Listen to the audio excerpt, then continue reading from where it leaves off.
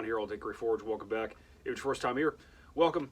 So, what's going on today? I'm down here in the workshop. I got this real nice billet of a 144 layer Damascus we made on the press a couple videos back.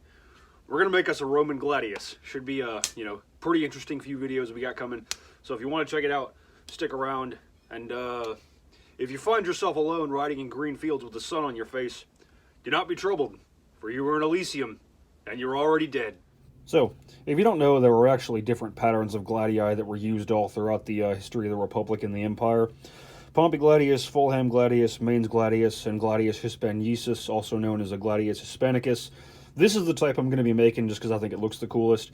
So what I got here, I've gone ahead and marked out a rough preform of the tip that I'm going to cut out before I start forging.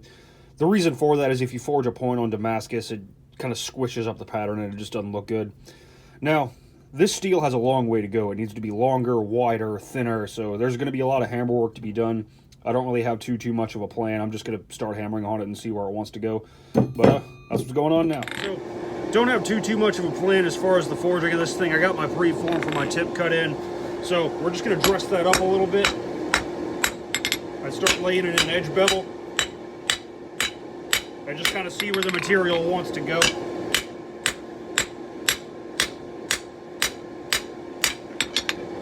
So, moving along, getting the bevels established.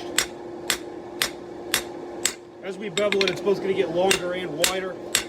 I'd like about 2 feet of blade on the finished sword, so I'm just going to keep working it back and see what we end up with. You know, I won't bore you with sitting here, watch me bevel this whole thing, but you get the idea.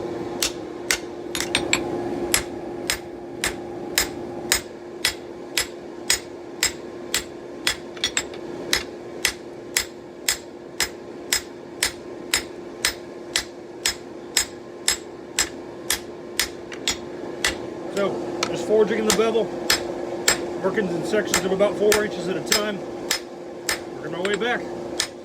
Nothing to it, really. Alright, so here's where we're sitting after about an hour of beveling this thing by hand. It's looking good, medial ridge is nice and straight. I've got about 21 inches of blade, and I think I'm going to stop here because I like the way it looks. Also, I want to be positive that I have enough material to make the tang. So we're going to flip it around, true up those shoulders on the press, draw that baby out, and see what we got.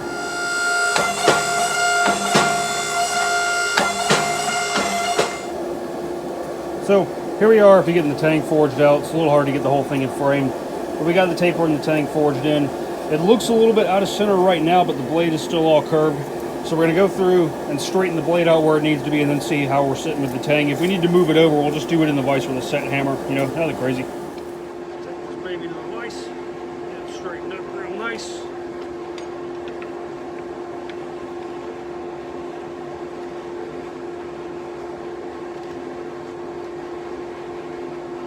So, the tang definitely is out of center, so I got it chucked up in the vise. I'm going to go in here with a set hammer and basically just try to push it over.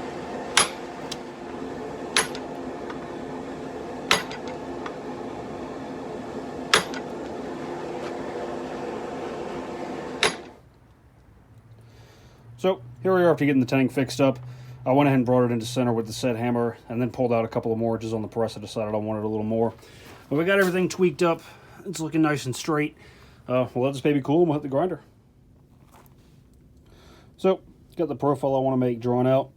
We gave ourselves a little more room to true up the shoulders of the tang. And then we got that real nice wasp waist going. Got a nice leaf-shaped blade. I think it's going to look really good when it's done. Hopefully this thing turns out.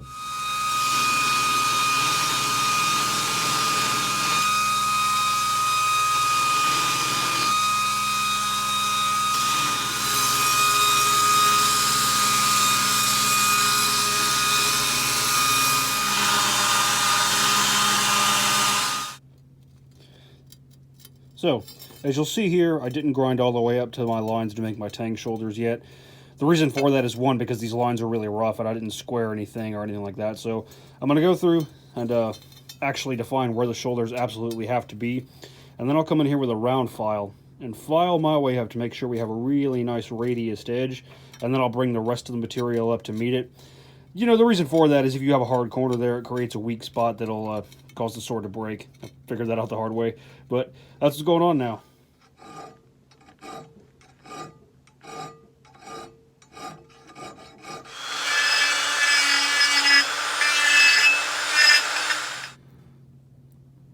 So, decided to take my new die grinder for a spin, just to kind of see what it was like.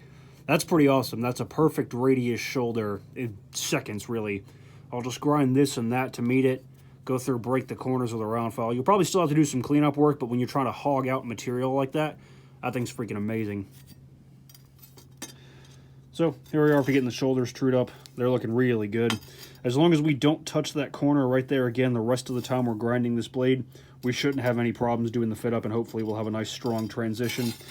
So what we got to do now, as you can see, the tang is thicker than the rest of the sword, so we got to go through and thin that down, get the distal taper established. Then we can hit the bevels, and there really ain't a whole lot of work to do before this thing's ready for heat treat.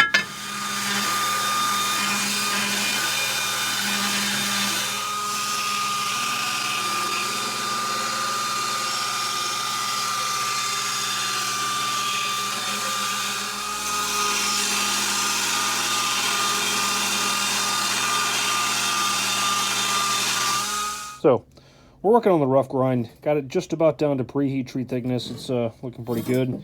Don't see any problems with the steel, which is good. I figured I'd take a second to talk to you about what it is I'm doing down here with the plunge lines. If you look at historical blades, often they don't have ricassos. The ricasso is basically an unsharpened, section of solid metal in front of the guard before the cutting edge actually starts. And on pretty much every historical example, not all, but most of them, the central ridge and the bevels and everything will continue down into the tang. I'm assuming this was done to save material, but having a defined ricasso does make for an easier time fitting up the guard and for a stronger blade, because you just, you've got more material right in there. So what I'm trying to do is angle my plunge lines so the cutting edge goes all the way to the base of the blade, while at the same time leaving all this in here relatively thick and rectangular, to make it easier for me to fit up the guard and to have a stronger blade. So I just kind of wanted to talk to you about what it is I'm doing before we keep going. But this is looking pretty good. Let's do a quick test etch and look at the pattern. I don't know what the hell I was thinking etching this thing at 36 grit. It's way too coarse to see the pattern. But anyway, we'll get the fittings made and keep moving. So, the handle construction I had in mind for the sword, we're going to go through tang with a peened pommel. So we need a bolster, and we need a peen block. So what I got here, a couple of chunks of wrought iron from an old wagon wheel cut up. We're going to be using that for the fittings. Over here, got a couple of slot punches. Basically, we're going to slot punch these and then drift them onto the tang of the sword to get a nice fit. We do need to go through, I don't know if you can see it out, but the tang is still a little too thick down here. Needs to be both the thickest and the widest up here, because if you have to get over a bulge in this tang, you're going to end up with gapping, and it's just not going to look good. So, that's what's going on now. Just eyeball about the center. I got plenty of material on the playlist, so I'm not too worried about it.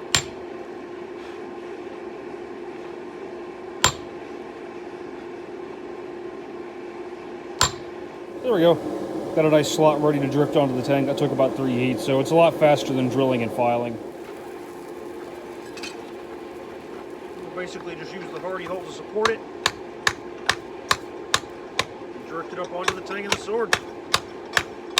We'll probably still have to do some hand filing to get a really nice fit, but this will save a lot of time.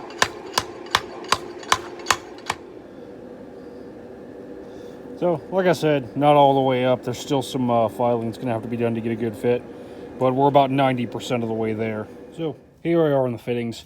I had a little bit of gapping on the sides of the guard, so I reheated it, went back to the anvil, and closed it up. Now it's a little too tight, but that's fine. We'll file it to fit. Same with the peen block. I'll do all that off camera. I'm sure you don't want to sit here and watch me with a filing crap all day. But we can keep moving.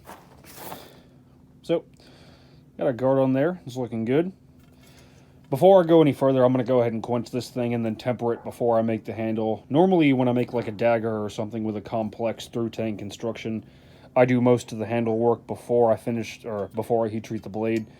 But this got a little thin in some spots during the quench, and with swords, there's always more of a risk of having problems. So before I go any further, I'm gonna go ahead and quench this baby. Alrighty, I'm gonna go ahead and go for the quench. So hopefully it goes well, like Crassus putting down the Spartacus revolt. Hopefully it doesn't go terribly wrong, like when Crassus invaded Parthia. So let's see what happens. Alrighty, so I'm going to try to accomplish the heat treat in the small forge, because the blade's only about 20 inches, 22 inches or so, and I've got about 12 inches of consistent heat, so I'm heating up a piece of 3-inch square tubing. I'll put the sword inside that once it's all nice and hot to hopefully help me get a nice even heat on the whole blade, and hopefully this goes well. Obviously, we need to normalize the blade a few times, so I'm just going to pass it in and out of the fire until the whole blade's a nice cherry red. Let it cool a few times before the quench. Alrighty, here we go.